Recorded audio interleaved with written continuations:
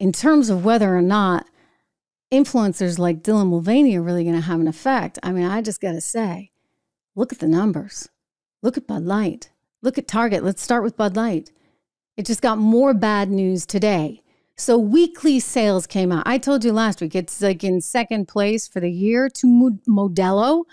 Modelo, which is owned by Constellation Brands. So Constellation, an American company, they own Modelo here in the U.S. And guess what? Modelo is like seeing all kinds of upside. Its sales keep rising. According to Bump Williams statistics, you're looking at sales for Coors Light and Miller Lite as well, way up. Coors Light up 21.6% in the last week. Miller Lite up 18.5% in the last week. Bud Light down almost 30%. Anheuser-Busch, Budweiser, down about 10%. So feeling a little bit of that leftover effect. But this is significant.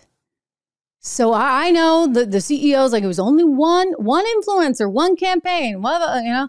Look, that one influencer, that one campaign struck a nerve with the American people and certainly with your audience of Bud Light drinkers. They're not going to drink it again. You can't even give this stuff away. They've just tried giveaways on their website. Like you sign up, you give us your email, and we'll maybe like give you a free football ticket. It's not working, guys. It's not working. The commercials aren't working. I do think perhaps the only thing that might work here is if you saw a transfer of the company, a transfer to someone else entirely, perhaps to the family that originally owned it. You've got Billy Bush coming out and saying, well, I'd take it. I'd buy it back. Here he is. Yeah, I think INBev doesn't understand who their core drinker is. It's a Brazilian-based company that really doesn't live here in America. My family and family reigns. I talk about the history of my family. One of the things they did, they got out on trucks. They got out and met with their customers. They knew who their drinkers were. They were with the bar owners and the restaurant owners and the liquor store owners and talking to these people day in and day out. Even my dad at 89 years old, 90 years old, he was still going to the bars selling Budweiser back in those days. Yeah. You know what? His dad got it. And he went on to say there that he would be willing to buy that company back and he'd love to get the family together. And he thinks perhaps they're the only ones that could do it. I don't know. It's possible that ship has sailed. The family did sell it for $52 billion.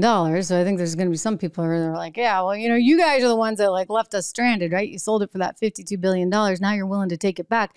I just don't know how this company recovers. I really don't. Target's going through a similar thing, although not quite as bad. But it tells you the effect of all of this on the American people. And that's why even when they're threatening Donald Trump with jail time and they're putting out mugshots and they're putting his trial date to September 6, 2024, people are like, okay, no, I've kind of had it. Like, this is too much for me.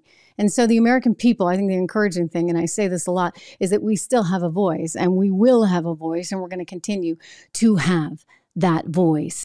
Hey everyone, Trish Regan here. If you enjoyed that clip, please do me the favor of subscribing to the channel. Just hit that little subscribe button right over there. Did I do that right? Not quite, but you know where it is. Subscribe to the channel, hit the bell so that you get the alerts, and I'll see you back on the show.